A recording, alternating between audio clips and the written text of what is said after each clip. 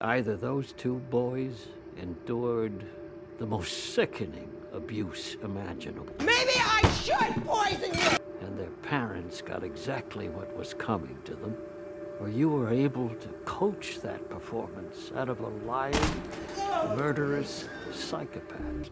Don't know which one of those possibilities scares me more. That really feels like the essence of what this show is exploring, and I think most people are going to lean towards the Menendez brothers. Hi guys, welcome to the channel. Today I want to talk about Monsters, the Lyle and Eric Menendez story on Netflix. This is season 2 of the Monsters franchise. Season 1 was about Jeffrey Dahmer. I really enjoyed that season.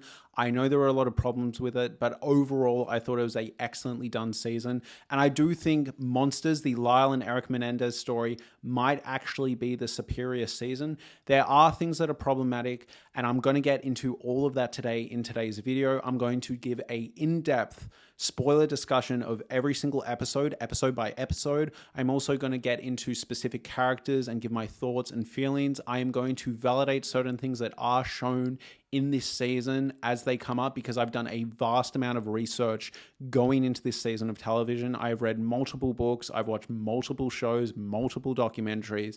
I will list everything I've watched here, but I bought this season of TV, I bought this documentary, I watched this documentary, I purchased this book. Like, I have done a lot of research into validating these opinions. So today I want to pass that on to you, and I am going to ask my audience as well, if you have any answers to the stuff we're going to explore, please leave it down in the comments below.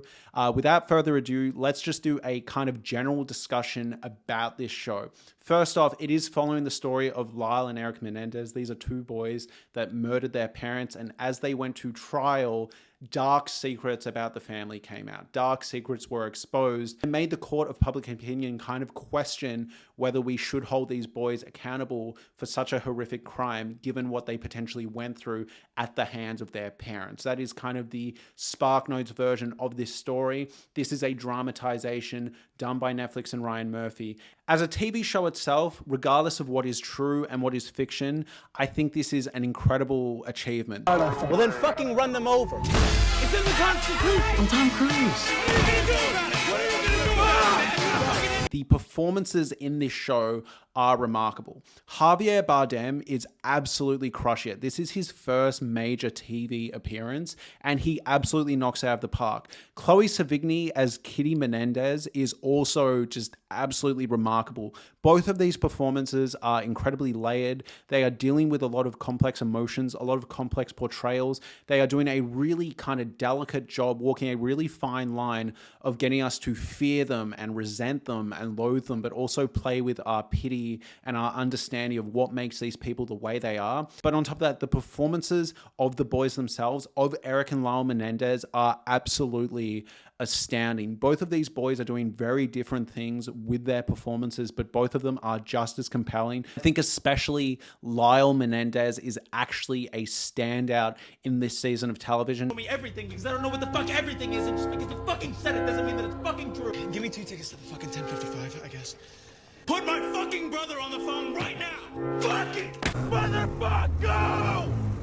Go forward! Now, it is important to note, I have heard that Eric and Lyle are actually quite upset with the portrayal of them in this television show, and we will get into that later in the video. But as a performance itself, I think it is genuinely remarkable. I also think the pacing in this season of television is incredible. I think the way this season is structured and the way the story is told does a really good job of playing with our expectations and playing with our perception of all these characters, the way the real world was sort of like swept up in this media circus and had their minds constantly changing and shifting and didn't know how to feel about this case. I think it's so well done that it drops us right in the story after the initial crime is done, and then tells us who did the crime, and then kind of makes you question why they did it, whether it was justified, whether it wasn't justified, and you are constantly learning new things about the boys, about the parents. It is constantly jumping forward in time, back in time, making you kind of despise and loathe certain characters and then pulling it back a bit. And it really paints this horrific picture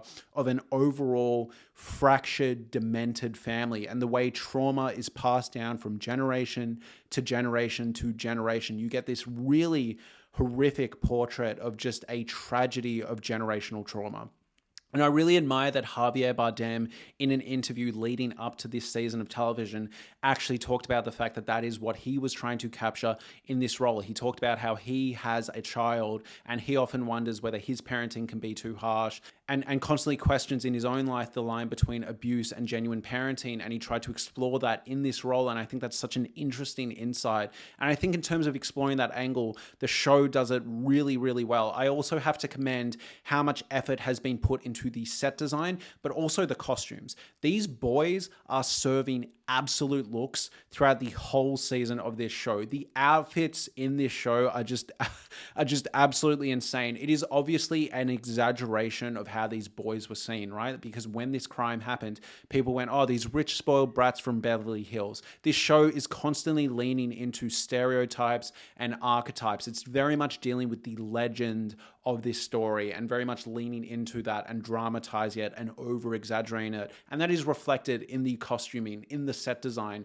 in these lavish cars, and just the way everything is presented. And oftentimes I know that can feel a bit over exaggerated, a bit overdone, and a bit like a caricature, but I think it does a really good job of leaning into how the public probably saw these boys, saw this family, and just the way things kind of get swept up in hearsay and gossip. I think it's important to note that in this IndieWire article, they say, during the Murphy-led cast panel discussion following a screening of episode 1, it was noted the show would be a Rashomon-esque study in perspectives, given that the only people who know the full truth of the abuse in the Menendez family and the 1989 killings are either dead or in prison. And I think this show does a really good job of playing with the over-dramatized kind of like hyperbolic way that people looked at this case and then reeling it back into really grounded, tragic territory when it needs to do that. And that is especially highlighted in episodes 5 and 6 of this season of television. For those of you who have seen Baby Reindeer, you probably remember at about episode 4, this show takes a massive tonal shift, a darker,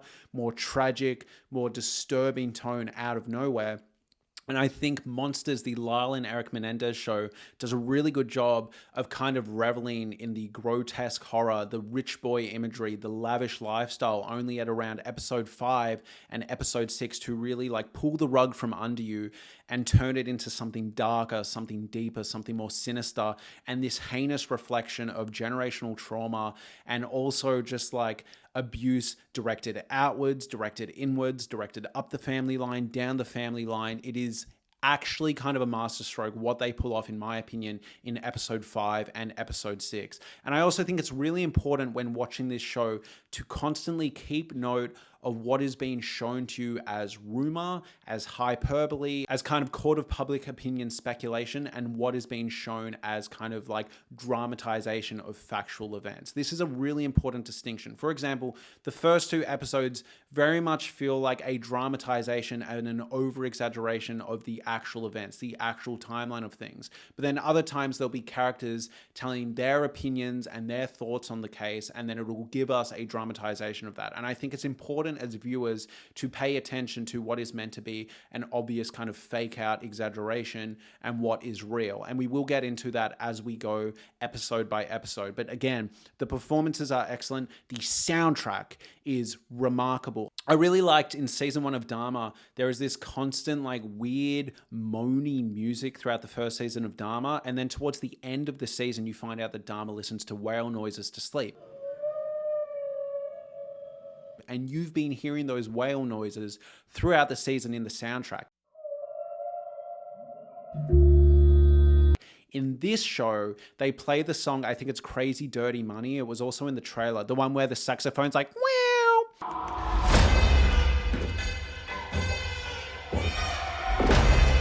And you hear that in the score throughout the season of the show. And then you get this incredible montage, the Dimes montage when they're in jail for the first time. And they play that song and you hear it reincorporated throughout the season when we're following the story of Lyle and Eric Menendez. Dimes, motherfucker! Listen to me. I'm not giving you $100 fucking dollars for 9 dimes. I really, really liked that. The soundtrack is excellent. The score is excellent. The color grading excellent. The cinematography is excellent. Also, there is so much effort into the dramatization of these events. There is an escape plan that the boys have while in jail, and they give us a full dramatization of that. On top of that, every single time someone speculates about what the crime looked like, you get a different dramatization of that. I really love all the effort that is put into this show.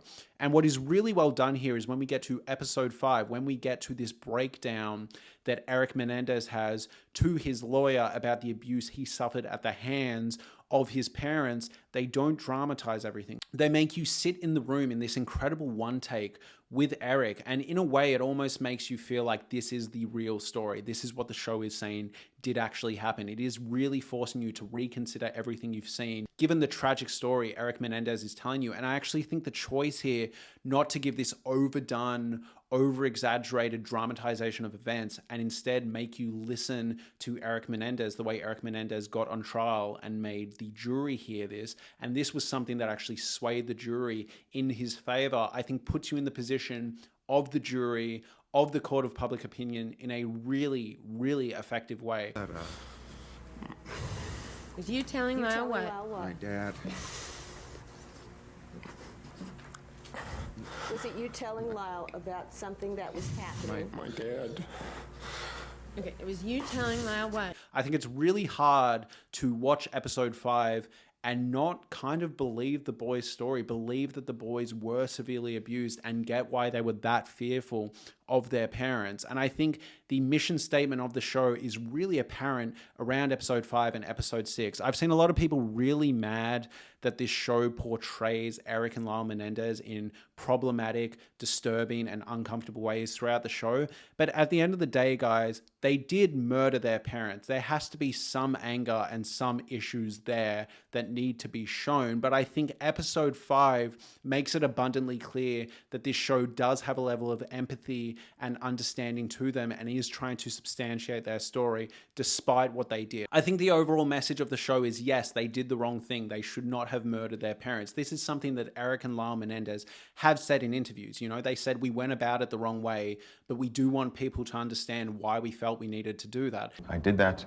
and there's not a day that goes by that I don't think about what happened and wish that I could take that moment back. I think this show does actually do a good job of carrying that message. I think if this show portrayed them as absolute angels that did nothing wrong, never made any mistakes, and everything they did was 100% innocent, I think it would feel a bit strange. I think the way this show kind of toyed the line of like, yeah, they did something wrong, but you should kind of understand what got them to that point is kind of the correct angle they take. Unfortunately, I can't say too much more without just getting into the whole show episode by episode. So the last thing I'm going to say in my general thoughts is the Rotten Tomatoes score is absolutely abysmal for this show, and I think that's a shame. I think there is so much good production value here. I think there is so much effort behind the camera, on screen as well, that I think giving this like a 50% critic and audience score is kind of doing it a disservice. I do understand that a lot of people are really upset by how the boys are portrayed, but I think you need to apply some critical thinking here. I do think a lot of the portrayals that you see of these boys are meant to be dramatizations of the way the public viewed them. And I do think you are meant to sit there at episode 5 and episode 6 and realize the trick that the show has been playing. The way it's kind of wanted you to view these boys as monsters and then kind of like pull the rug from under you. Maybe there is something more going on. The fact that they require more empathy than you might have given them initially. The fact that you need to stop seeing them as just these rich, privileged brats that killed their parents for an inheritance and go, you know what, maybe that isn't actually right. You know what, maybe there's more to this story. But I also think the people that are complaining that they humanized Jose and Kitty Menendez are also kind of missing the point too. At the end of the day, Jose and Kitty Menendez also suffered abuse from their parents, from each other as well. And I think there's a really interesting kind of generational trauma aspect that is worth looking into. And yes, at the end of the day, Jose and Kitty Menendez were not 24/7 abusing their kids. And Eric and Lyle Menendez have gone on record to say that they love their parents and they felt conflicted about killing them and they feel bad every single day. A year before, I told my mother how much I loved her. I could not have imagined doing this even a week before to her. I adored her. They've said that Jose and Kitty Menendez could be really warm, could be loving parents at different points. And I think the way this show shows Jose and Kitty Menendez occasionally being good parents is a really effective way of putting you in the position of the boys. You are sitting there watching these scenes where Jose and Kitty are trying to be good parents, and it makes you feel really confused and almost uncomfortable in the stomach. I think in those scenes where Jose has dressed up as Santa and the boys are being really bratty, or Kitty Menendez has helped Eric with the script and he starts being really bratty, you are meant to sit there and be conflicted and be like, oh my God, like this is too much. This is too much of a dark portrayal of a family unit for me to process and handle. I think it does a really good job of putting you in the position of the boys. And in terms of the portrayal of Jose and Kitty Menendez, I actually kind of have to disagree. I think they came off really bad overall. A lot of the abuse allegations were substantiated, not just as like hypothetical dramatizations of the court of public opinion, but basically canonized in the story. There's that scene with Jose in the toga with the young prostitute. There's also that scene where Kitty Menendez walks by the door and you hear the bed squeaking with his son in the room. Like, I think they actually really do portray Jose and Kitty Menendez as monsters. They just want you to feel conflicted the same way the boys did about killing them. They want to toy with your emotions that way. I think the show does a really good job. I also think the final scene of this show is incredible. Absolutely incredible, because it kind of drops you at this really strange point. It drops you at a point that is before the show started, right? The show starts after the parents have been murdered, and the show ends, the final scene ends on the boat where the boys are basically finally deciding, hey, we're going to do this. We're going to like do this tomorrow. Are you sure? Yep, absolutely. And it creates this really eerie, effective, like cyclical feeling where it feels like, oh, this show could be on a constant loop.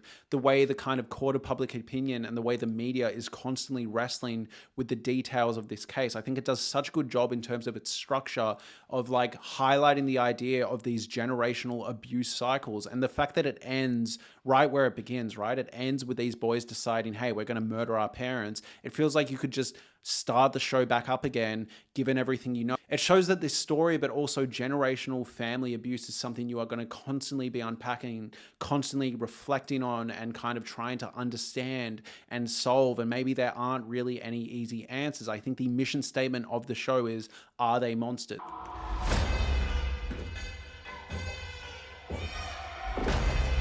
You know, where do you land in your feelings towards these boys and towards these cases? I really like the marketing of Are They Monsters? I think it's so effective because in my research for this video, for this show, and into this case, I found that the more I listened to Eric and Lyle Menendez's stories, the more I sided with them, the more I believed them, the more I totally understood their position. But when you listen to the prosecution side of things, you do understand where they are coming from too, even if you don't fully agree. And I think that's what makes this story really timeless and this case so fascinating and perplexing, because you're constantly having to come to terms with such an awful crime being justified, understanding where these boys came from and wanting to believe their story despite questionable things they did before, during, and after the actual horrific event, because this show explores it, and this happened in real life, but there are some really strange things that these boys did after the crime. You want to believe them. You totally understand why they felt the need to do what they did. Then you have these strange moments like when Lyle called that girl from prison and basically said like, oh yeah, I basically fooled the jury. They did do some strange things that makes it hard to believe their story 100%. Me personally, I believe about 98% of it, but there's always that little sliver of doubt where I'm like, well, why did you do that?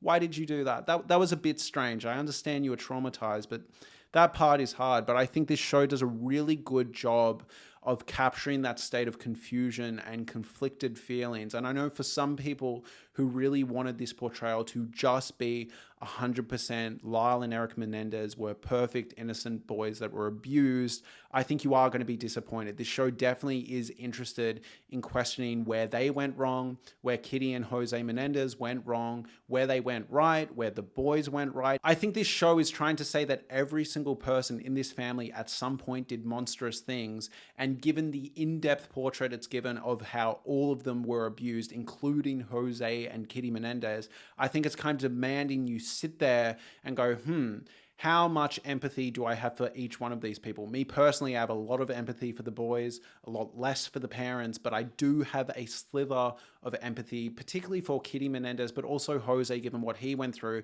But in no way, shape, or form do I think that excuses what they did to their kids. But I think this show does an excellent job of really getting your head to spin and taking so much information, so much details. And I think a lot of that is credited to this really fascinating structure, the way it is constantly playing with your expectations, with your loyalties to these different characters. And again, I cannot stress enough the eerie feeling that is captured in that end scene, knowing everything you know, knowing everything that's about to happen, everything that has happened, leaving it with this family on these boats where the parents are on one side of the boat and the boys who are planning to kill the parents are on the other side of the boat, and they think that their parents are planning to kill them. And it's just this awful, awful portrait of a family is so effective.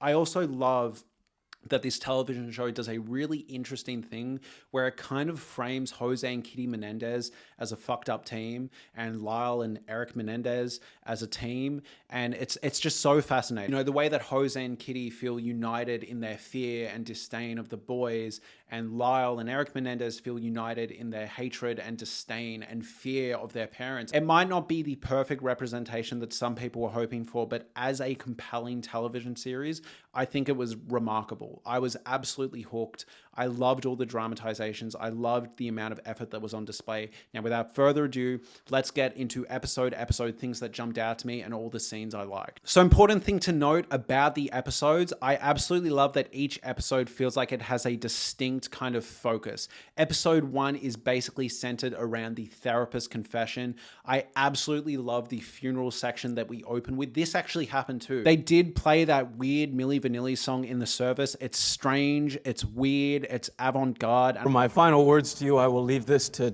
two poets who are much better at this than I. In their words, girl, I'm gonna miss you.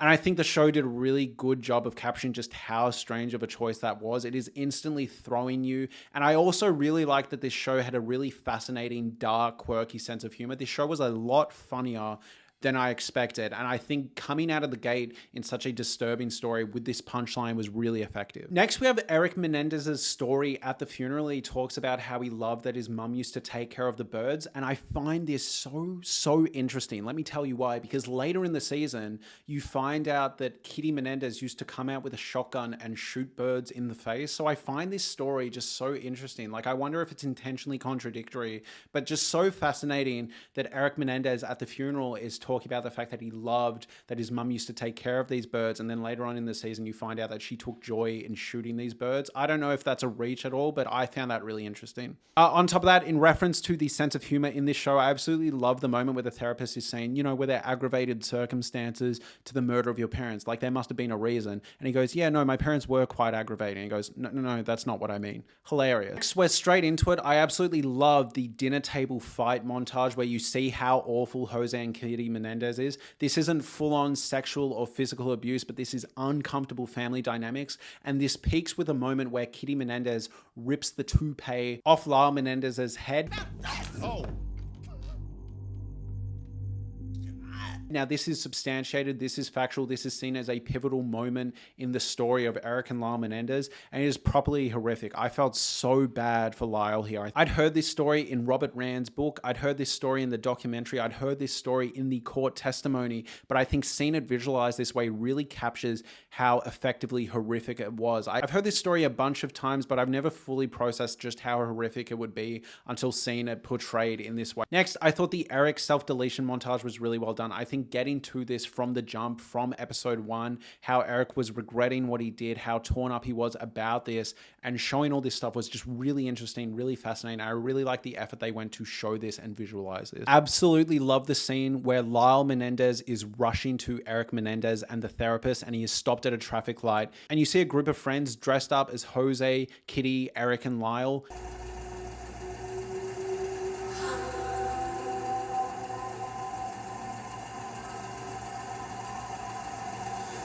Eric and Lyle shooting Jose and Kitty. This was a dream sequence he was having representing his guilt. I found it so fascinating, really eerie. All right, so I think I forgot to note this down because I was so glued to the screen as it was happening. But the actual shooting scene itself, the actual visualization of the crime without any external gossipy dramatization, just the reenactment of what happened, is properly horrific and so well executed. And the reason I say this is because during my research, I really had so much empathy for these boys. And I think subconsciously you downplay just how horrific the crime itself would have been. And I'm not saying this means I see them as absolute monsters or villains, but I think the show does a really good job of reminding you just how horrific the crime itself was. And you really need to reckon with what drove the boys to this point, because my lord, the way it is executed and visualized in this show is remarkable. On top of that, I've actually seen reports that it is toned down compared to real life. In real life, there are details that are so gory and horrific that they couldn't even show it in the actual show. So an insane visualization, an excellent sequence, but my god, like a tough watch. I also admire that they do this before showing how horrific the parents are, because it puts you in the mindset of the world when these crimes happen. And then you find out all the accusations towards the parents, and it reframes your initial horrific response to the actual crime itself. I think it's really well executed, placing you in that sort of like initial shock and then trying to see if it can test your loyalties and whether you can actually side with the boys. Next, there's some really effective storytelling here. I love the moment where the therapist basically asked the two boys, you know, was this a crime of passion and in the moment thing, or are you guys sociopathic? Was this a sociopathic based crime? And it cuts to the two boys. And to me, it felt like what it was communicating in this shot is through their demeanor, through the way they're holding themselves, Eric Menendez is much more leaning to the crime of passion, and Lyle Menendez is a lot more leaning to the sociopathic nature. There's crimes of passion where you just snap rather than, you know, something more thought out, something premeditated, like a sociopathic murder.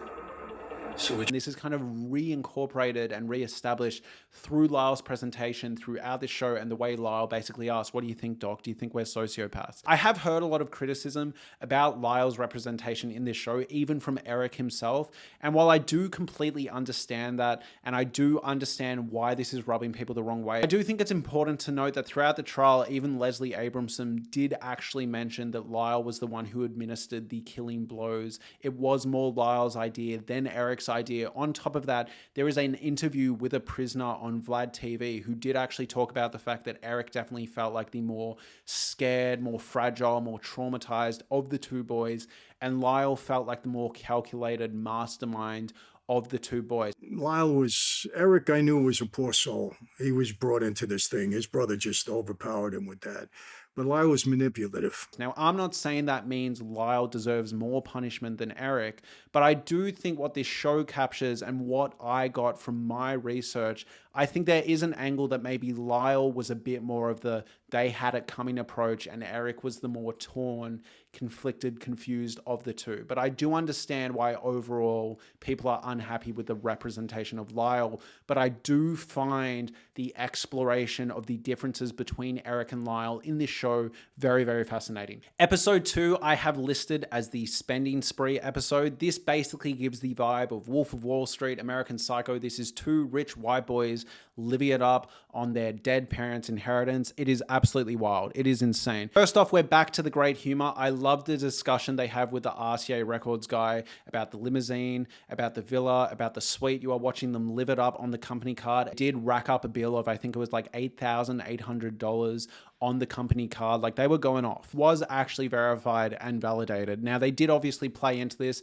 They did hype it up. This is a dramatization of the way people looked at these boys, and it is very much leaning into that before it kind of pulls the rug under from you and tries to get your empathy for these boys. I think it's really, really fascinating. We have the scene where they are cut out of the will. This is actually a really important detail in real life and in the show to note. They did believe that they were cut out of the will, and I think that's really fascinating, right? Because they killed their parents not believing that they were even going to get this inheritance. They did not think they were going to come into a bunch of money after killing their parents. And that kind of suggests that maybe that wasn't their main intent. And it does help validate the defense theory of imperfect self-defense rather than cold-blooded, money-motivated murder. Next, I found the whole angle and the whole storyline of them trying to get access to the safe just so entertaining, so interesting, so enthralling. Yes, it's juicy, it's salacious, but the idea that Eric Menendez was sleeping holding the safe is just just so interesting to me, so fascinating. I am not going to pretend that this show wasn't incredibly interesting and fun to watch. And yeah, overall, I thought this episode was probably the most fun of the show. I know that's a really fucked up thing to say, but I struggle to imagine too many people watching the first 2 episodes and not getting a few belly laughs, especially that moment where Lyle Menendez has a Snickers bar in his jacket and the therapist thinks that's a gun, and then he takes a bite from the Snickers and throws it at the therapist. Tell me what is in your pocket. It's a fucking king-size Snickers, okay? I just gave away like 300 of these at our house. Kids love our place. We're good people. I think these first 2 episodes do a really good job of hinting at something darker, but kind of having fun in a really fucked up way. I think this is kind of tonally the most in line with that incredible first main trailer we got. It is dark, it is fucked up, it is having fun with a really horrific story, but I think it's right before we get into really dark, uncomfortable territory. Next, episode 3, we have jail time. So this is after all the therapist debacle. The boys are now in jail. We get the Dimes montage, the prison montage. This is peak Monsters, the Lyle and Eric Menendez story. Wait, he's gonna like clean his body with that? I mean, hopefully. I think Penny's scared of the showers. Dimes montage with that crazy sexy money song is incredible. That's the song with the saxophone that is reincorporated a few times. This is so well done. Noose is $9.99 and I will give it to you for $2. 2. I could have watched 3 to 4 hours of what this show is doing at this point. Watching these 2 rich boys trying to struggle and acclimate themselves in prison. So we get the introduction to Leslie Abramson. Now we need to talk about the Law & Order true crime adaptation of the Lyle and Eric Menendez story that came out in 2017. This interpretation is very different to Edie Falco's interpretation of the character. Edie Falco's interpretation in the Law and Order show was a lot more kind of like holier than thou, like she's an absolute angel doing God's work. This one felt a bit more like a caricature, but I actually think it was the more accurate version. I've watched countless interviews with Leslie Abramson, countless clips. I would have been happy to raise Eric Menendez. He wouldn't be in jail right now. That very viral Bill Maher versus Leslie Abramson clip that has been going around lately. I know they blew their parents' heads off. No, they didn't. And they reloaded. They didn't blow their parents' heads off. Crazy. Don't call me crazy. You didn't blow their heads off. They didn't blow their heads off. You don't care whether a fact is accurate or a total fabrication. It really matters what facts are. Truth really matters. They killed So them. that's a different issue. If you said they killed him, I would have agreed with you. Couldn't have done half as well as they did without you. Oh, I'm pleased to hear it. They only got life without parole. Imagine what they would have done with someone else. My goodness, could have been bad. And I think this portrayal is the more accurate one. It's really interesting and layered. She's not perfect. She doesn't always believe the boys. She's a hard ass. Eric Menendez, in his television series, he had a documentary made about him. He actually talks about the fact that Leslie Abramson could be a hard ass towards him. I think this version of the show does a really good job of capturing the duality of Leslie Abramson, the way that she can be this mama bear and really caring and really nurturing, but then also be a total hard ass. And then finally, we get the sexual abuse reveal. We finally start exploring the heinous details of what these boys went through, and it is absolutely riveting. We get a little hint here where Eric Menendez starts talking about the fact that Lyle actually abused him, and then explores why and how that happened. And it's reflective of the fact that Jose had been abusing both of them, and they'd been replicating this behavior. The cinnamon reveal is absolutely heartbreaking and disturbing and confronting. I think Leslie Abramson's performance is excellent here, absolutely captivating, and I love the rug pull that this show has pulled off. I really love that you are perturbed and disturbed by the way these boys have been acting, and then you start hearing this story and you're like, oh my God. Next, episode 4 is Jose and Kitty Menendez's awful behavior through the boys' eyes. This is really interesting stuff. It opens with the robbery of various people's houses by Lyle and Eric Menendez. Again, these boys were no angels at certain points, but given what they went through, I think you can kind of understand them acting out and this awful behavior. Next, you have this fight, this insane dinner table fight between the boys and the parents about their dating histories. The fact that they don't want these dirty girls, these bimbos in their houses is absolutely tragic. You get this insane montage of the parents being awful. Again, Jose Menendez and Kitty Menendez, Javier Bardem and Chloe Sevigny are absolutely incredible. They are just portraying awful parents in such an effective, cruel way. It's excellent. You get Jose's negotiation with the dean of the college on behalf of Lyle Menendez, and it is properly hilarious. Like, there's no other way to portray this. I know he is an awful person, but the dark comic streak running throughout this series is so effective. Like, it's just such a weird scene watching the entitlement that Jose Menendez has, and I think Javier Bardem pulls this off excellently. Next, you have the toupee scene. This isn't the scene where the toupee is ripped off. Rather, this is the scene where Jose Menendez notices that Lyle is starting to bald. Now, this is often attributed to stress, right? And this is very indicative that if awful abuse was going on in this household, he's probably losing his hair out of fear, out of stress. And it's an absolutely tragic moment where Jose Menendez realizes that his son is balding and makes him get this toupee. An incredible performance from Lyle Menendez, an absolutely heartbreaking sequence. So well done. And have the robbery section. This is when the boys are caught robbing these houses. The father is disappointed in them. He's driving back and he says to them, lie, cheat, steal, but do not get caught. I find it really interesting that the dad is saying to them, like, it's fine to do wrong things, just don't get caught, because it almost feels like this weird, interesting poetry that they then killed their parents and tried not to get caught, right? Really fascinating. Next, we have Lyle opening up about his abuse. I find the Sesame Street story just so tragic. I don't know how you could not believe the boys. These stories are just so specific and haunting and tragic, and just like, how do you make this shit up, right? Like, this story about Sesame Street and the toys, you know, talking about what he was going through is just so eerie and tragic and confronting, and the fact that he like still looks back on that memory that these toys were talking to each other about what he was going through. It's tragic. It really does a good job of humanizing these boys. Next, we get the Dominic Dunne section. I think this section is absolutely insane. This is just basically a montage of this famous journalist Dominic Dunne speculating on what the murder looked like. We get dramatization of all these events. It's just insane. I really liked this sequence. It does a really good job of Dominic Dunne basically representing the way the world looked at these boys, looked at the story, and was constantly trying to unpack it and understand it and explore it. Next, we have this montage and this kind of like extrapolation of the idea that these boys were genuinely scared for their lives. They felt like their parents were planning and plotting to kill them, and we finally get like a really effective dramatization, in my opinion, of the imperfect self-defense theory. And this is the first time I've really seen this theory portrayed in a way where I'm like, I actually get where they were coming from, this sense of paranoia in the household between the boys and the parents. Yeah, something about that just really fucked with us. Like, why else would they change the time? I'm telling you, it's so that it would be dark outside and then they could dump us over the side and say that we drowned or whatever. I know, because you don't go shark fishing at night. I also love the misdirect with the gun, right? Like, midway through this episode, the mum talks about how she might buy a gun. And it's this silver gun with a silencer, and then they think they see the gun in the purse, but it ends up being a lipstick. Really, really well done. Really interesting visual storytelling. Next, we have episode 5. This is the solo episode for Eric Menendez. This is an incredible masterstroke of an episode. This is a one-take monologue. This is just Eric Menendez talking. About 10, 12 minutes in, you realize, oh, this hasn't cut once.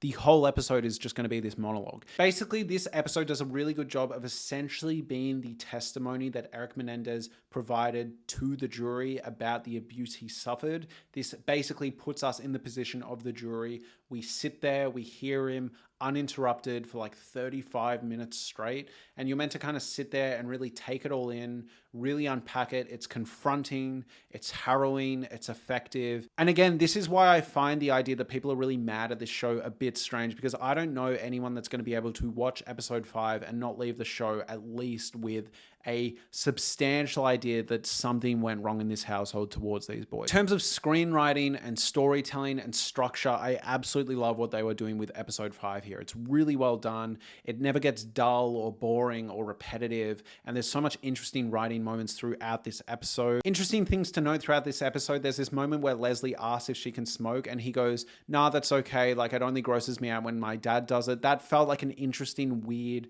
like sexual component, right? The fact that like he doesn't like if his dad smokes because he has to interact with his dad in that way, but Leslie Abramson can smoke. And I feel like him outlining that important distinction is really quite fascinating. It is a disgusting habit, and I will never kick it. I know it. I wish I never started. Yeah, my dad smoked. just always disgusted me. Good. Just the smell of it in his mouth. Next, another profoundly moving moment is the toothbrush story. The moment where he basically says, yeah, I saw a poster in school that had a toothbrush on it, and I realized, oh, that toothbrush looks a lot less painful than the one that has been used on me. Absolutely harrowing and tragic. And then this is where we get to this really interesting moment, and I feel very conflicted about this. I've gone on a total emotional roller coaster about this moment, and this is the exploration of Eric's sexuality. And this is where I kind of struggle with the show for a brief moment. Now, as a work of fiction, if this was a fictional storytelling, I think this is basically pulling off a Baby Reindeer. This is exploring themes of, if you have an awful history of sexual abuse, if you have sex done to you rather than it being something consensually you experience with other people, it makes you question your sexuality. You can't ever really have a comfortable relationship with your own sexuality. You're always going to question what you really like if you are forced into doing things for other people's pleasure. It's really fascinating. It was really well done in Baby Reindeer, and I think as a work of fiction, it is really well done here. It is really effective storytelling. However, initially, I did just have some worries about this, and let me just explain why. Eric Menendez has gone on record in the Barbara Walters interview, in countless interviews, and talked about the fact that the way his sexuality was portrayed in the courtroom was cruel, homophobic, and unfair. I guess what I just have to say to you is, are you gay? No. The prosecutor brought that up because I was sexually molested, and he felt in his own thinking that if I was sodomized by my father, that I must have enjoyed it, and therefore I must be gay, and the people that are gay out there must be sexually molested, or they wouldn't be. Felt, and it was upsetting to hear, but I'm not gay. But a lot of gay people write and feel connected to me. The prosecution in the real life case genuinely made the argument that because Eric may or may not have been questioning his sexuality, a working theory for the prosecution was that he engaged in consensual homosexual acts, and then basically that led to him knowing the knowledge of what these sex acts felt like and helped him lie and substantiate abuse at the hands of Jose, which was a completely fucked up, homophobic, and awful idea from the prosecution. Even if you don't believe the boys, I really think that line of thinking is just incredibly heinous and unfortunate. I'm going to discuss the defendant's homosexuality issues. We know that Mr. Menendez called him and hated gays. Indeed, if the defendant were engaging in consensual sex, homosexual activity with other men, that would account for his being able to describe what he described for you, his sexual encounters with his father. It offends me that a molested child is being blamed this way for the perversion of his molester, number one. Number two, it prohibits me from proving what Mr. Kuriyama knows, that the person who shared that bed with the bumpers was a beautiful young woman named Noelle Terlesky. And if this indeed was ever even a cognizable issue in this trial, I would have been more than happy to put Eric Menendez's beautiful girlfriends on the witness stand to explain his sexuality. And this was kind of the main contributing factor around the Eric Menendez sexuality debacle. It was led by the prosecution basically being homophobic and basically using being gay to invalidate abuse that people are saying they've been through. It was really fucked up. And I think Ryan Murphy really leaning into this angle felt a bit problematic and difficult for me to understand. I really found it strange, especially given the fact that we have Eric Menendez multiple times in multiple interviews clarifying that he was really disappointed with this sort of interpretation of his sexuality by the prosecution and by the court of public opinion.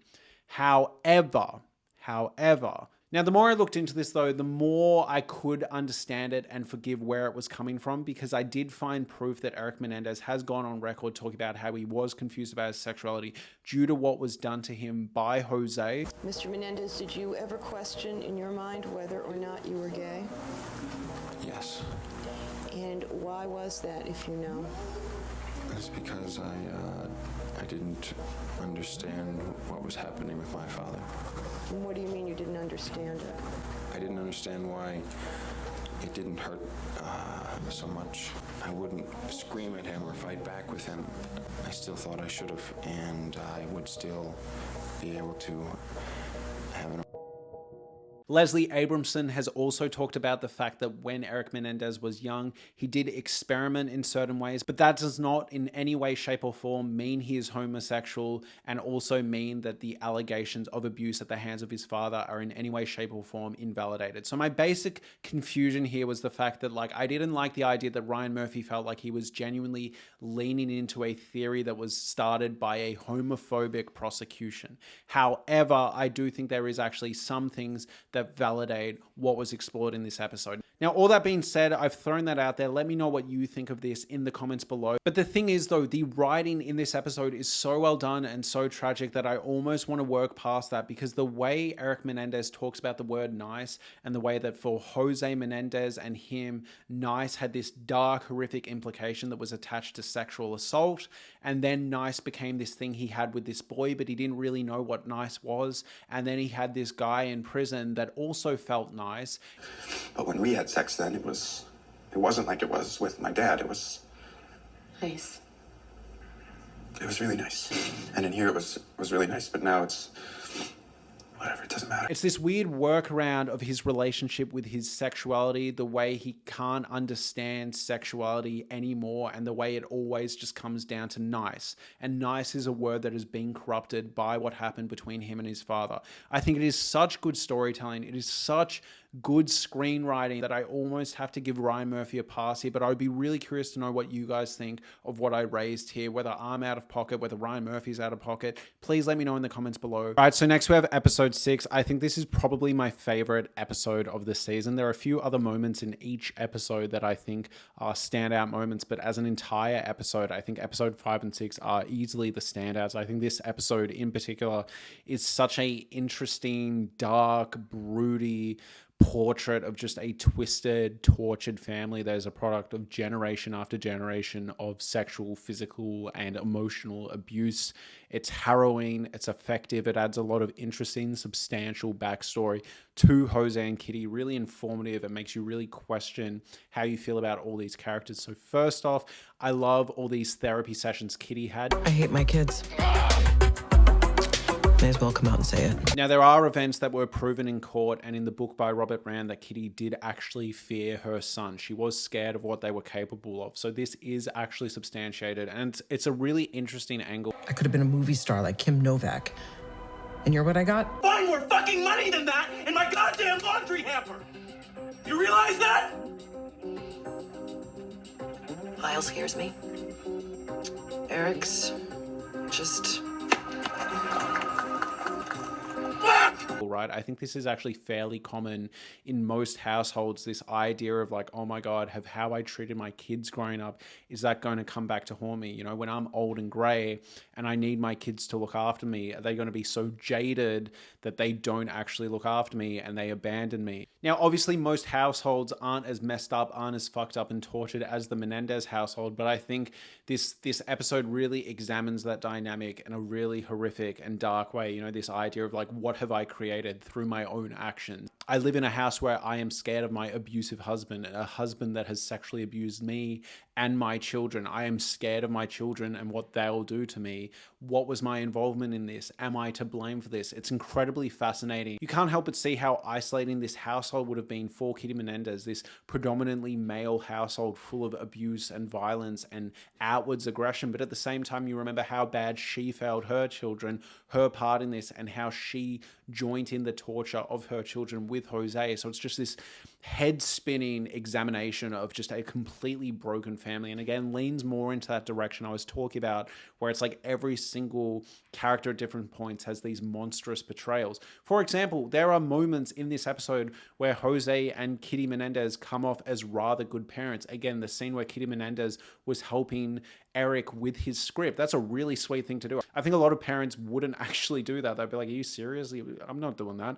But she did. But at the same time, she's awful and heinous, and this is confirmed in a moment where she's walking down the hallway and hears what is clearly either physical abuse or directly inferred sexual abuse going on towards her child, and she looks the other way. She doesn't open the door. It's kind of a silent acknowledgement of what's going on. And even this was substantiated to an extent in the Eric Menendez documentary documentary, there are a few people, a few relatives and family friends that talk about the fact that when they stayed at the Menendez household, they were told by Kitty Menendez not to go down the hallway when Jose was in the room with the boys. And it's like, what on earth could have been going on behind closed doors? Because of the noises I heard coming out of the room, the fact that Kitty would not allow me to go down the hallway to find out what was going on, how I wasn't allowed to see the boys right after they came out of the bedroom.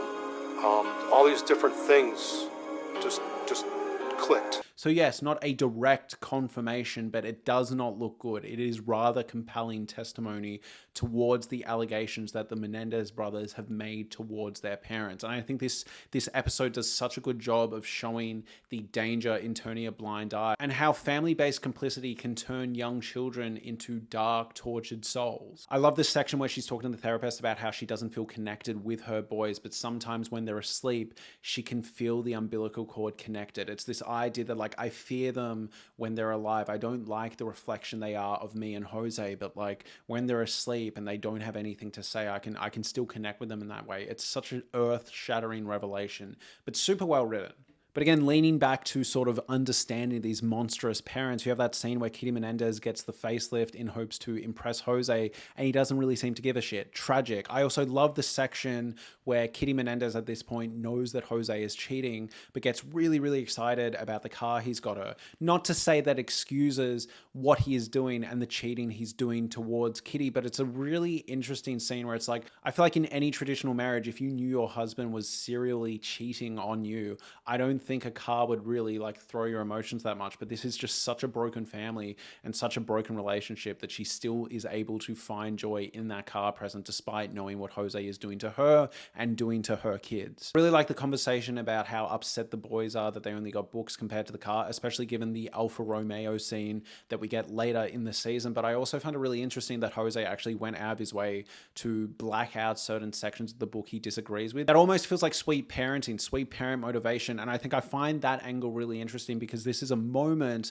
where it captures the confusion you would feel as the Menendez boys. You know, you see Jose dress up as Santa, put a lot of effort into it, trying to be a good dad, but you remember what he can do, what he is capable of, you know, drowning kids and allegedly abusing these boys. And it's like, well, you know, what are you meant to do with that? No wonder they don't like him. I really like the dark implication that Jose insists on getting this massive kind of Roman bathroom made so he can like shower with the boys still. It's really dark and actually quite subtle writing. Like it's just a throwaway, but really effective. I then love this section with the screenwriting into the fight between the boys saying that, you know, you're not getting dinner, I'm not a restaurant, into that scene where they think she's poisoned the dinner. It's a really interesting scene. You can't really tell if they're just being cruel and baiting her at this point and just picking an argument, or if they genuinely think the dinner is poisoned. But like Eric seems genuinely concerned about the dinner. Lyle, on the other hand, seems like he could be going either way. But yeah, a really interesting scene. I love the way this scene ends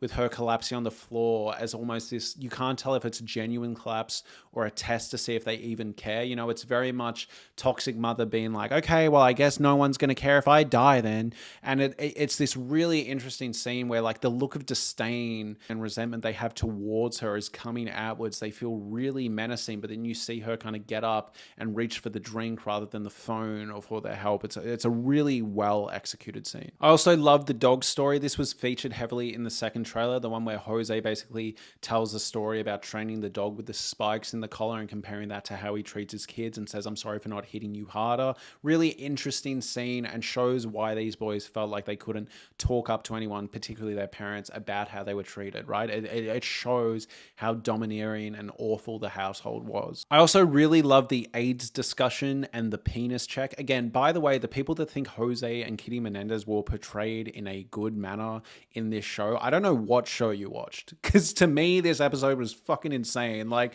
the stuff they showed and the stuff that wasn't even like portrayed as conjecture, like the stuff they were actually saying almost definitely happened was fucking insane in this episode. So this conversation they had about Eric and their suspicions of his sexuality, first off, this was also validated in court. Now, it was from the prosecution, so take it with a grain of salt, but this was at the very least explored in court, the idea that Eric may have been gay and the family resented that, and that was considered his dark secret. Again, came out of the prosecution's mouth in an incredibly homophobic manner, but I think it's a really interesting reframing, making the parents look even evil for that in this show. But yeah, the penis check from Kitty Menendez, like absolutely unhinged, awful behavior, and really fascinating the way they talk about bringing AIDS into the house. The peak of the episode, almost the peak of the entire show, this is where everything from the show is working together, and this is when Kitty Menendez kind of goes to Jose and says, hey, are you doing something to our kids? And she literally says, I don't mind if you are, I'll keep it a secret, but I need to know so I can understand why our marriage is falling apart. I need to know what's going on with you and the boys. It's just silly to think, because of all the affairs that you've had, it's just, we don't have sex anymore. No, what you're asking, no. You know, it's so tragic because for her, it isn't about, oh my God, stop abusing my sons. For her, it's about sexual resentment, jealousy for the fact that Jose is showing more interest in her sons than her. It's tragic and dark and just twisted. But I find this conversation really interesting because we finally get insight into what makes Jose tick. And he opens up about the fact that his mother sexually assaulted and molested him growing up. And this is what, for me, when I was following this story, like the real life story, this is something that cemented my belief in the boys. Now, Jose's sister actually testified in court and spoke to Robert Rand for his book about the fact that she always believed the boys' story, despite being Jose's sister, because of what Jose's mother did to Jose growing up. And I just found this detail so overwhelmingly compelling in the boys' direction that it really made me believe them. I was still in diapers, so I was little. My mom would fondle me and my penis until I got an erection, and then she would start laughing because she thought it was funny. But yeah, I think this conversation, whoever wrote this scene did an excellent job. But you feel for Jose, you see him become this infantilized little boy for a moment while he's talking about what his mum used to do to him and the effect it had on him. And yes, it does build empathy for him. You can feel bad for the child that was Jose without feeling bad for current day Jose that is abusing his boys. This is what generational trauma is about. You need to break these cycles. And I think this scene is so good because you are watching a man who knows how awful the abuse done to him was, but still inflicts it outwards, you know, and it's just so well done. It's so fascinating. Kitty also isn't amazing in her response here. She doesn't seem particularly empathetic. And it's a really interesting portrayal of Kitty because, yeah, she really only seems to care about the molestation and the sexual abuse in terms of how it relates to her, rather than caring about any of the actual victimhood element. I won't tell anyone. I need to know. I don't want there to be any more lies between us. I think this scene is so well done. Again, Javier Bardem's performance is excellent here. It's tragic and sad, but you are constantly reminding yourself of what he is almost definitely doing to his sons. It is just absolutely harrowing and so emotionally complex. I also like this scene too because he really is suspicious with his answer. He says no a bunch of times and he really skirts around the issue for a while and then deflects by telling his own story. And it's like, if you weren't actually touching your kids and someone asked you about this, you would be so insulted that they even asked. But Javier Bardem, like, really is, it seems like he's caught with his pants down, for lack of a better term. Like, he genuinely seems really, oh my God, my secret's out. It's really well done, a really well written scene. And again, I do not understand the people that think Jose and Kitty were well portrayed in this season of TV. Absolutely not. Another great comic moment is when Jose and Kitty are in couples therapy and Kitty says, oh, I'm really attracted to like masculine men, and Jose is very masculine. His delivery of like, yes, I am very masculine, absolutely hilarious. It's just the way he carries himself. His presence is very masculine. Yes. Yes. I then also love when Jose called his mum and broke down about what his mum did to him. I thought the dialogue was excellent. And we get to the end of the episode. Look, I love Ryan Murphy, but this is the most Ryan Murphy fucking ending to a show I've ever seen. Like, Ryan Murphy oftentimes can be really elevated, deal with some really incredibly subtle storytelling, but at the same time, he will be as blunt as a sledgehammer to the teeth. My Lord, all right? Like, look at this poster for American Sports Story, right? Where it's Aaron Hernandez catching a ball with chains. Like, my God, all right? But Ryan Murphy really outdid himself here. Having Hey Now, Don't Dream It's Over play while the boys are cocking their shotguns and bursting into a house and killing the love story that we've just watched unfold is fucking unhinged. It is insane. It is not subtle. It's not even tasteful. I get that maybe if you are really pro Menendez and really hate Jose and Kitty, that this is kind of like a weird fuck yeah moment. But my God, like Ryan Murphy just fucking went for it. Like this is as strange as the song Lyle picked for the actual funeral, right? Like just unbelievable. Next we have episode 7. This is the Dominic Dunne centered episode. This is the one where we get the backstory to the journalist Dominic Dunne, why he is so opposed to the Menendez brothers. And it's actually quite interesting because Robert Rand, who wrote the book about the Menendez brothers, is rather pro-Menendez brothers and really was interested in analyzing the family as a whole. I really encourage you to check out that book. But he talks about the fact that he wanted to believe the Menendez brothers, and Dominic Dunne for a lot of the time was against them. And this is what this episode of the show explores. The way that Dominic Dunne kind of led the court of public opinion and really kind of controlled the narrative around these boys for the negative, right? And I absolutely love the intro. Now, Dominic Dunne has appeared in a few Ryan Murphy projects. He's appeared in the OJ show. He is now in this, but we get a really compelling backstory. I absolutely love the way this episode opens with the trial of the man that killed his daughter. The performance from this guy, all right? I forget his name, but he was in Beau is Afraid. He was also in the OJ show. About this man's history of violence against women. He ripped out chunks of her hair. He is fucking spectacular here. This might be one of the best performances of the entire show. I think people are going to really underrate this performance just because he's a minor character and against the Menendez brothers. But the performance here, where he is screaming at the judge, is harrowing. For 5 minutes! You strangled my daughter. You son of a bitch! Like genuinely uncomfortable. One of the most uncomfortable moments in the season. It's excellent.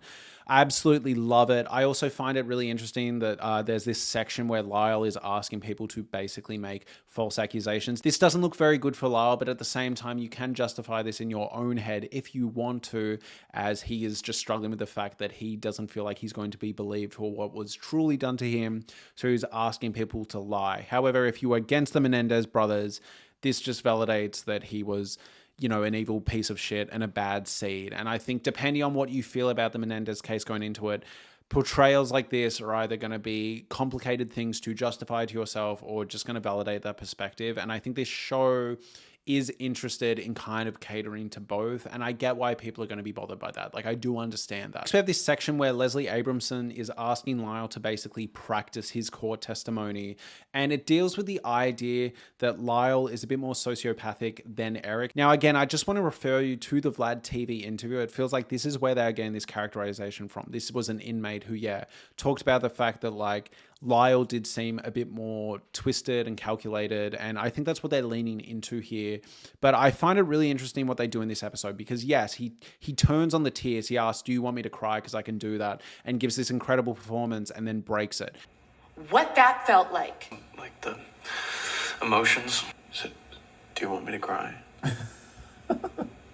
Because I can do that. It's an incredible piece of acting from the actor playing Lyle, and it has a really dark implication. However, I think this is redeemed later when he gives the actual court testimony. And the reason I say that is because the initial presentation of this scene feels like they are suggesting that Lyle is yet again acting and faking this testimony and how fucked up and dark that he would lie about this type of abuse. I actually kind of disagree. I think the point of these two sections was when he was practicing with Leslie Abramson, it was this dark sociopathic performance. When he actually got into court and really started getting into the fact that he abused Eric, I think you see a different read. I think he is actually having genuine, heartbreaking emotion. And I think when he says sorry to Eric, that is genuine. I think you are meant to believe him.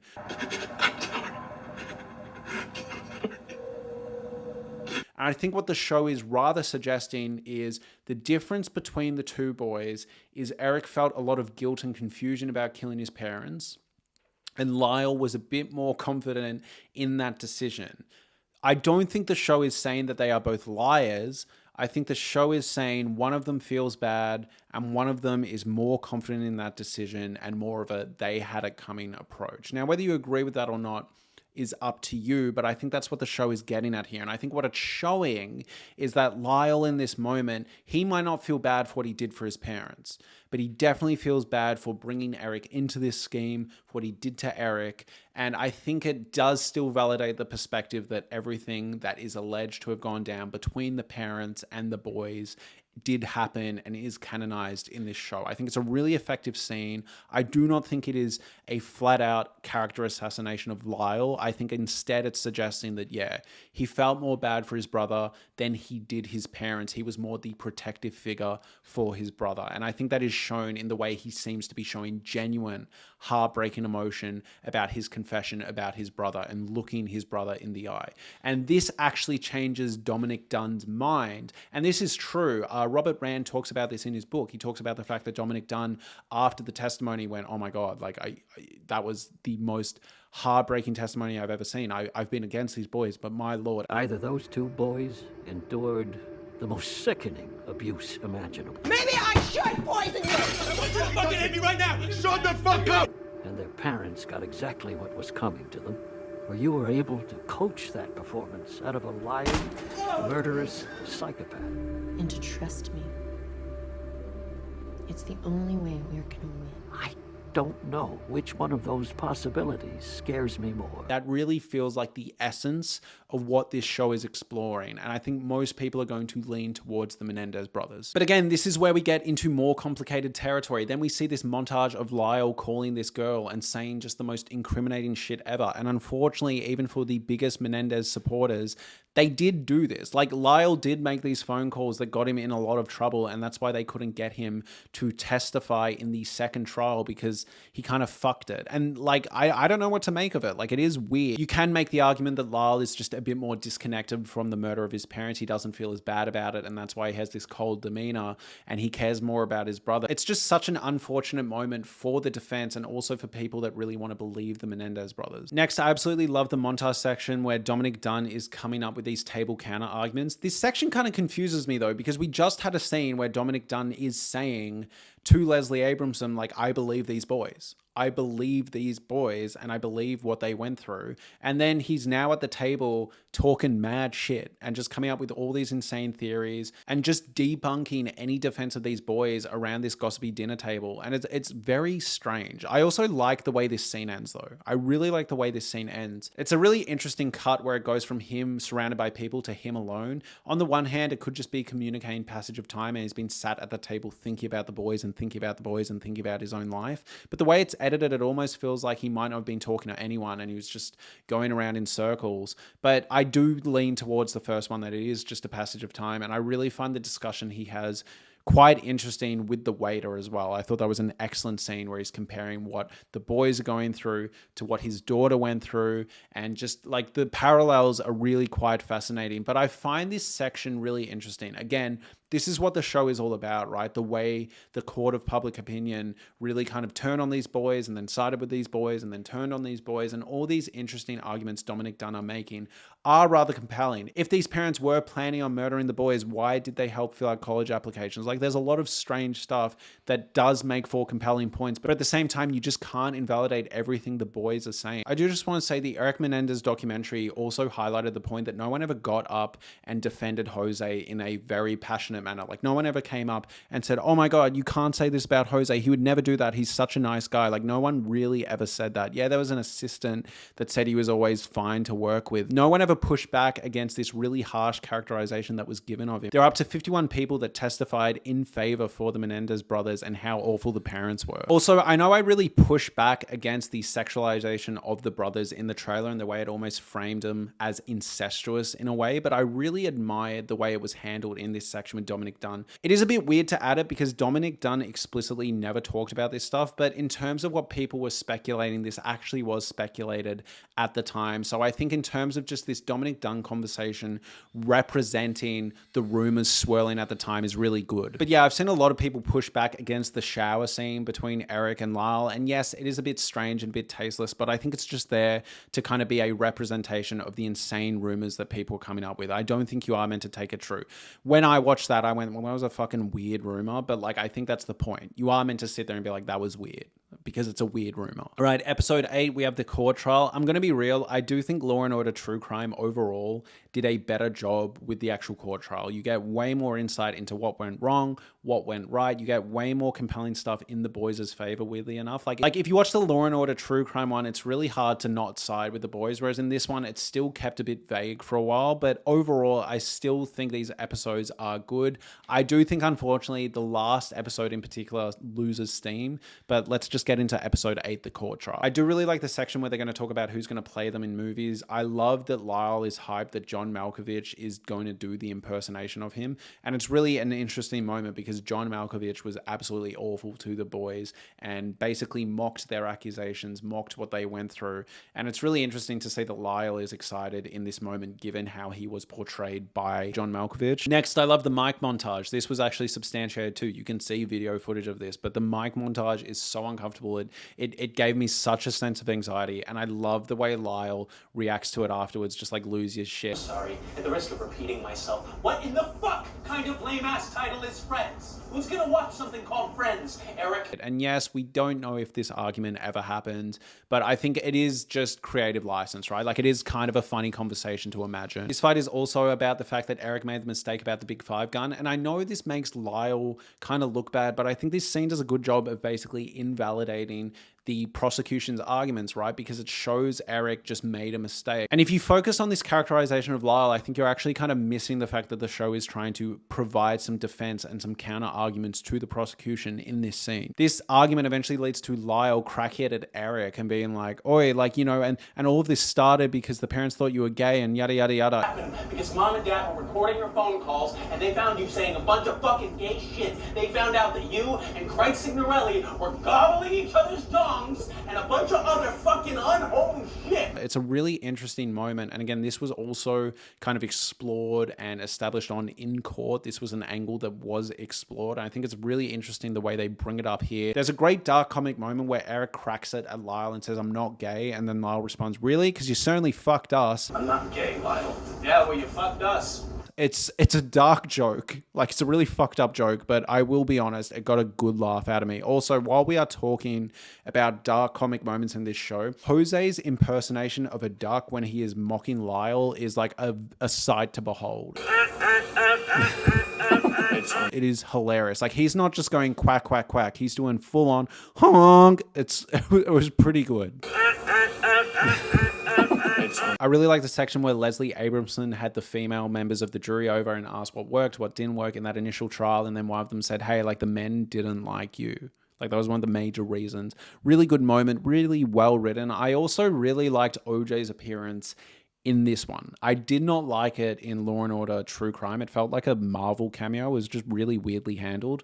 But here it actually substantiates the themes really well. I think the conversation between Eric and OJ is just a lot more compelling. And it's just a really fascinating scene and says a lot about Eric. And it's really dark watching Eric relate to OJ, who, like, let's be real, did do that shit. Next, we have episode 9. This is the new trial. So after the first trial, mistrials, we get this episode. And I'm going to be honest, this is where the show kind of lost steam for me, unfortunately. It is the last episode, but some of the things we'd been seeing just feel a little old. The siblings are fighting again. They're really starting to turn on each other. Now, this might have happened. This might not have happened. Now, look, in the Robert Rand book, that is considered a really good piece of information if you want to side with the boys. It does explore the fact that Lyle had made jokes about killing people before. So, I don't know. If you want to substantiate that, you can. But this does feel like a pretty harsh characterization of Lyle threatening to kill Eric. It is a bit strange, but I think you are meant to take that as just normal sibling rivalry. This episode then has a montage of the court just being incredibly harsh to Leslie Abramson. This also happened. Now, there was a debacle that was somewhat Leslie Abramson's fault, to my understanding, in the Eric Menendez documentary. It explained the fact that Leslie Abramson asked for certain court documents to be removed and then accidentally brought them into the court, which created this whole confusion. She had to be dropped from the case, from my understanding.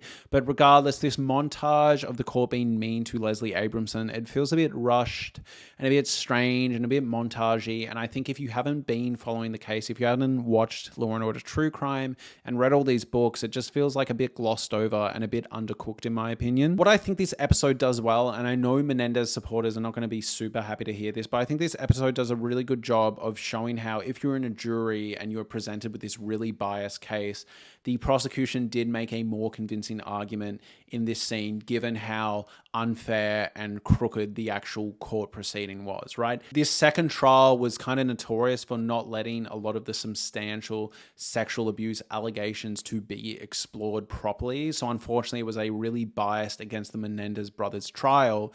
But I think if you were a jury and you were presented with this biased version, it's hard not to kind of understand where the prosecution is coming from. And I think this episode does a really good job of putting you in the jury's position. It does not look good for the boys. The stuff the court is saying, the stuff that the fisherman said, the stuff that the gardener said, the stuff that the lawyer's saying, you're sitting there and you're like, fuck, this is not looking good. They're getting fucked from all angles. However, despite this last episode feeling a bit undercooked and a bit rushed, and Leslie Abramson kind of just leaves the show, I do like her closing arguments where she said she's going to miss Eric. But unfortunately, I just felt this second trial didn't have the gut punch. I should have had my heart absolutely sinking as I'm watching these boys just get absolutely slaughtered by an unfair trial. Or in the other direction, I should have been really like cheering for their downfall, but I don't think this show pulled off either angle. It just felt a bit rushed and a bit confused, unfortunately. However, I absolutely love this section where they are taking in their buses and Girl, I'll Miss You starts playing by Milli Vanilli again. And then you watch them kind of realize that they're not going to the same jail. Really sad, really emotional, really well done.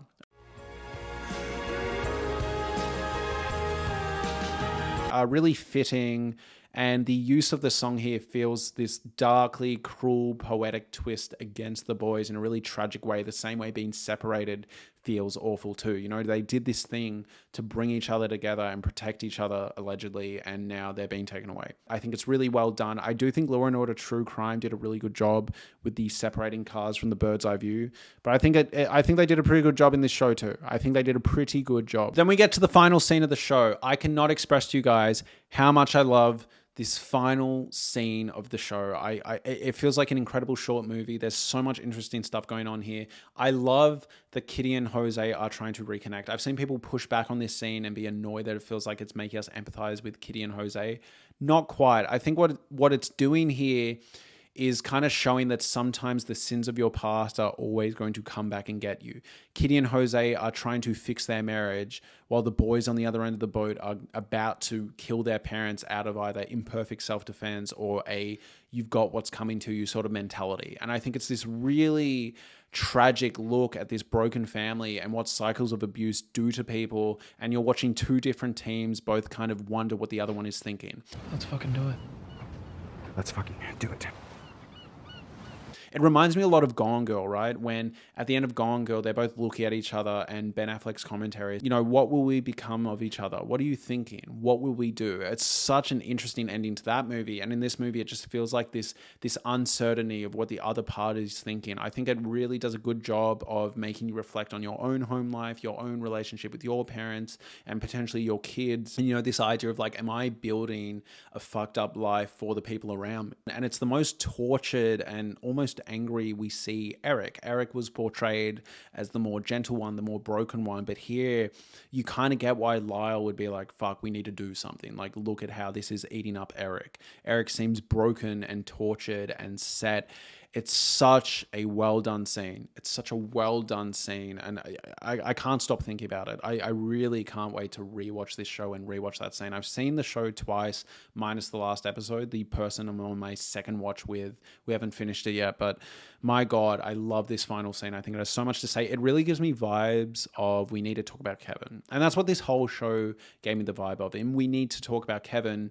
The son has done something absolutely awful. I won't spoil it if you haven't seen that, but he does like a horrific crime, right?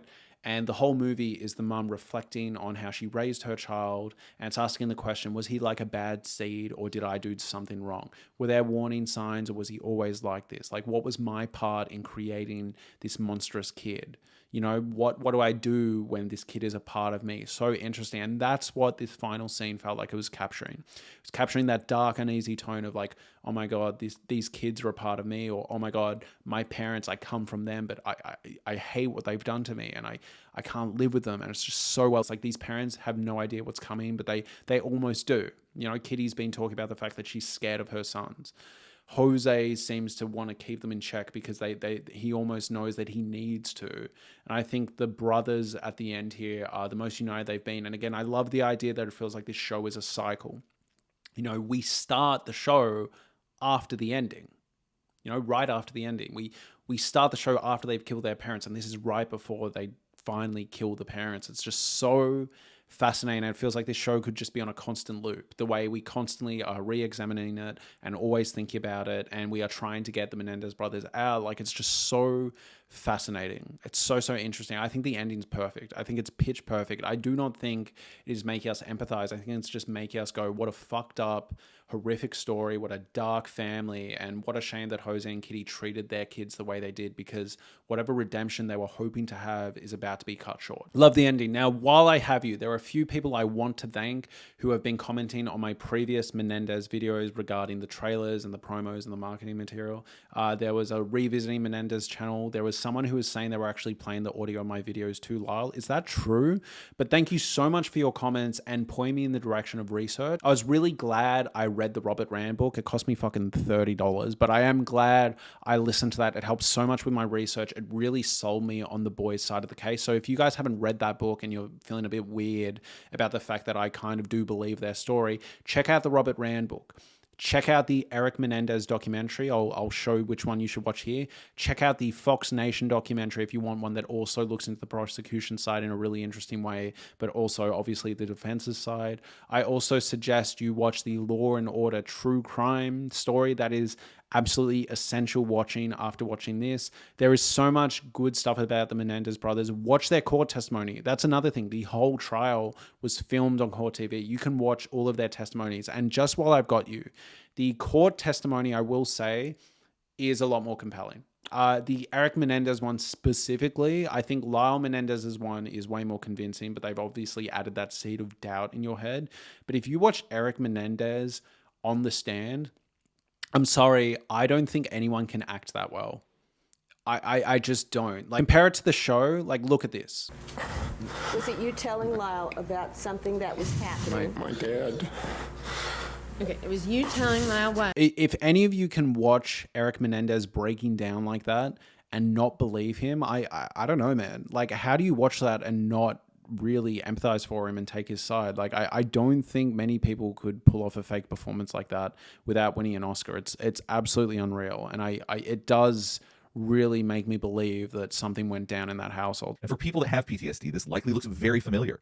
And I do not believe that he has the sophistication to fake that. I don't think, particularly in this year, that he was going to be able to find the kind of knowledge on how to fake that subtly. I still don't think people. So that's my opinion. But again, check out all those things I've suggested, because I really do think they're worth your time. Also, these YouTube videos I thought were excellent. Again, thank you so much to the people that have been commenting, pointing me in the right direction, pointing me in the right rabbit holes to explore this case.